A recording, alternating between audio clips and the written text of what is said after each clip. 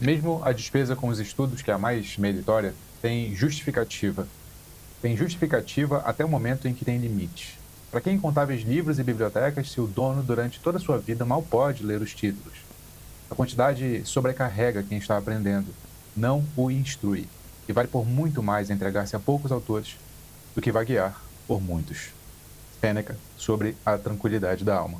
Quando eu li essa passagem pela primeira vez, eu achei que Sêneca estava exagerando. Parecia a reclamação de alguém que jamais conhecia uma livraria, jamais entrou num sebo, jamais passou horas navegando por catálogos de livros. Mas aí aconteceu uma coisa que eu não esperava. Eu olhei para minha própria biblioteca e pela primeira vez eu não senti orgulho. Eu senti uma espécie de vergonha, porque eu percebi que aquela parede não contava apenas a história do que eu havia lido. Aquela parede contava principalmente a história do que eu ainda pretendia ler.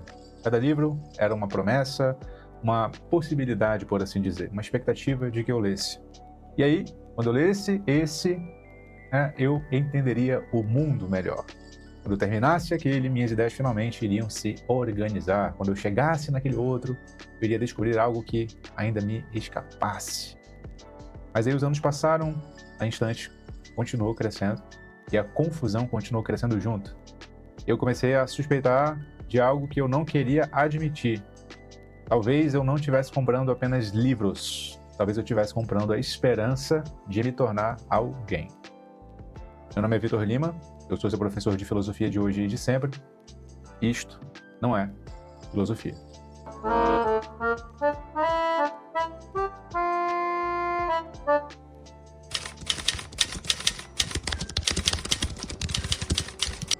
Existe uma razão pela qual comprar livros é tão prazeroso.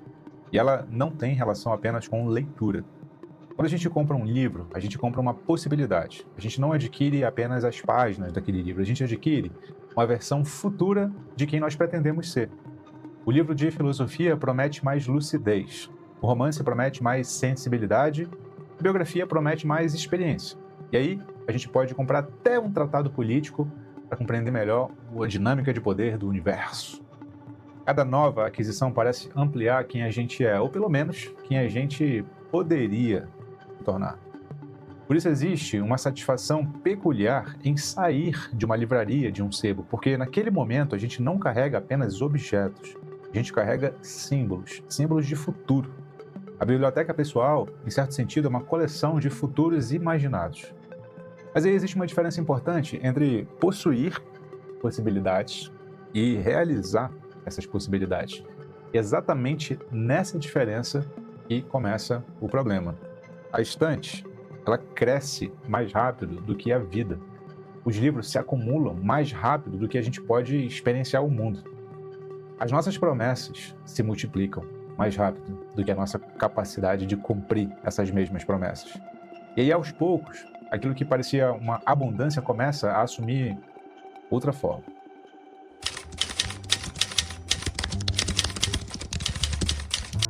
Durante muito tempo, eu acreditava que a minha estante representava conhecimento.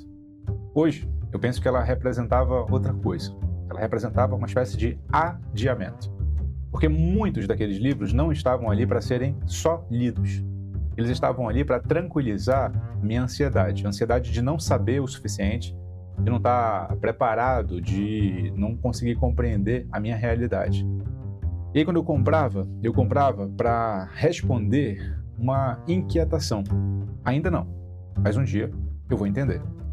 Então, ainda não, mas um dia eu vou organizar tudo isso. Ainda não, mas um dia eu vou ter clareza para entender tudo isso. Só que esse dia nunca chegava, porque a biblioteca crescia exatamente na mesma velocidade em que crescia também a minha sensação de insuficiência. Quanto mais eu sei, mais eu percebo que eu não sei. Quanto mais eu leio, mais eu percebo que eu ainda não li o suficiente. Quanto mais eu aprendo, mais eu expando o horizonte daquilo que eu desconheço. Aquilo que deveria trazer tranquilidade acaba produzindo inquietação. Mas antes de continuar com a nossa reflexão de hoje, eu preciso te dar um aviso importante. Se você está acompanhando essa sequência de vídeos até aqui, provavelmente já percebeu que o conteúdo que eu trago não é pensado para um consumo rápido e superficial de internet. A minha intenção aqui é outra.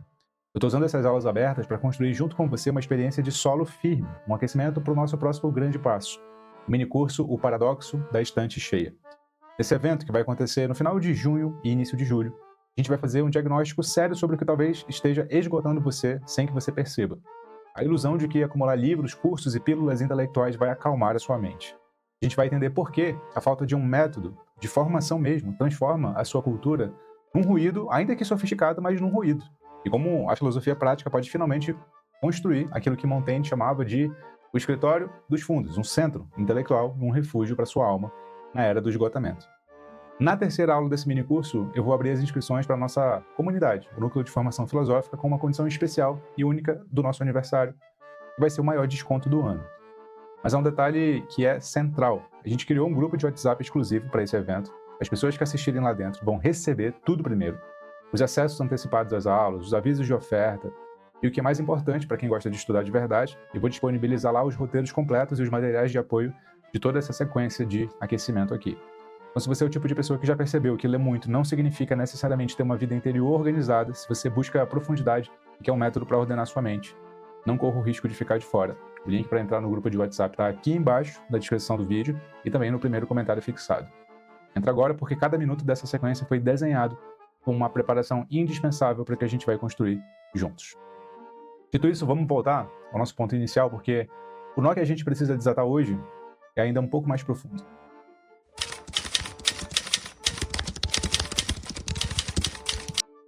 O Sêneca nasce por volta do ano 4 a.C., numa Roma que já conhecia muito bem os excessos da riqueza, da ambição e do prestígio. Mas a sua filosofia nunca esteve interessada apenas nos excessos materiais. Ela estava interessada principalmente nos excessos da alma. Sobre a tranquilidade da alma, Sêneca descreve um estado muito interessante. A pessoa não está exatamente perdida, mas também não está exatamente em paz.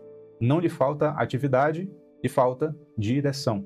Não lhe faltam ocupações, lhe falta unidade. A sua alma encontra-se espalhada por muitos lugares ao mesmo tempo e nenhuma imagem representa talvez melhor essa condição do que uma biblioteca construída por alguém que está sempre procurando a próxima resposta. A dispersão não acontece apenas quando a gente faz muitas coisas. Ela acontece quando a gente tenta viver muitas vidas ao mesmo tempo. Quando a gente quer ler tudo, conhecer tudo, compreender tudo, e aí a gente quer se tornar todo mundo.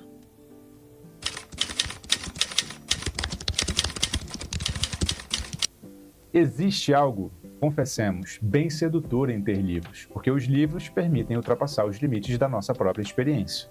Por meio dos livros, a gente conhece outras pessoas, outros tempos, outras culturas, outras experiências, outras formas de ser humano. Mas existe uma tentação nesse processo. A tentação de acreditar que a gente pode viver todas essas vidas de uma vez só. A gente quer ser filósofo e a gente quer ser romancista. A gente quer ser historiador e a gente quer ser biólogo, químico, físico. A gente quer ser estoico e a gente quer ser existencialista. A gente quer ser leitor de Homero e a gente quer ser leitor de Dostoiévski. A gente quer ler Aristóteles e Nietzsche. A gente quer ler Sêneca e Proust. A gente quer tudo. E querer tudo não é um problema em si. Mas é justamente por querer tudo que a gente começa a perder uma coisa muito fundamental, que é a capacidade de aprofundar. Porque aprofundar, querendo você ou não, significa renunciar. Porque toda escolha implica uma espécie de abandono. Toda formação explica exclusão. Toda identidade exige limites. Mas a nossa época transformou o limite no inimigo. A gente quer manter todas as portas abertas. E é por isso que a gente acaba preso.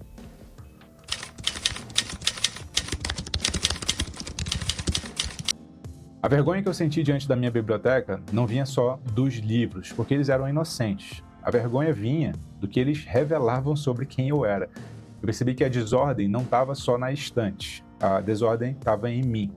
A biblioteca apenas tornava visível algo que eu vinha tentando esconder, que era a minha incapacidade de simplesmente escolher, de permanecer numa só linha. A minha esperança constante de que a próxima ideia resolveria aquilo que as anteriores não conseguiam resolver. E eu passei anos acreditando que precisava de mais conhecimento. Só que eu precisava de menos dispersão. Eu passei anos procurando resposta Só que eu precisava habitar melhor as perguntas que eu já tinha. Existe um momento em que acumular deixa de ser crescimento e passa só a ser fuga.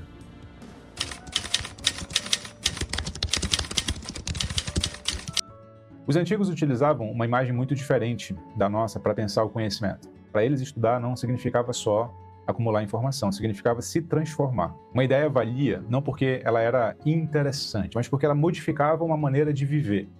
Uma leitura não era medida pela quantidade de páginas, mas pela profundidade da assimilação. Por isso, Sêneca insiste tanto na importância de retornar aos mesmos autores, às mesmas questões, reflexões. Não falta novidade no mundo, né? Mas o Sêneca sabia que a sabedoria cresce porque a gente aprofunda, não porque a gente expande infinitamente.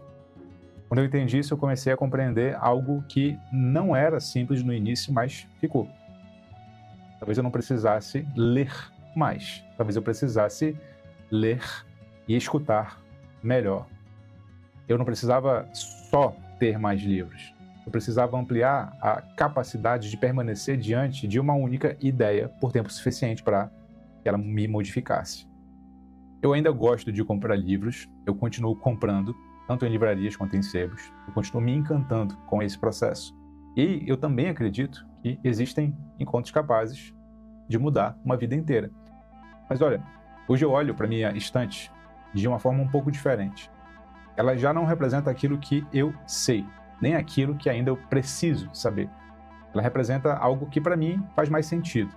A minha biblioteca representa os limites da minha existência. Porque não importa quantos livros haja no mundo, eu jamais vou conseguir ler todos esses livros. Não importa quantas ideias tenham sido pensadas, eu não vou conseguir habitar todas elas. É uma forma estranha de liberdade, para mim, essa constatação. É uma liberdade que significa abandonar a fantasia de viver todas as vidas. É admitir que, na realidade, viver é viver com atenção. É viver a vida que me foi dada. Talvez seja isso que Sêneca chamava de tranquilidade. Não é a ausência de problema, de pergunta, de questão. É a serenidade de saber que nenhuma biblioteca vai ser capaz de substituir o trabalho silencioso de formar uma alma. Não se esqueça, você é o que pensa. E como sempre, fique com Sócrates.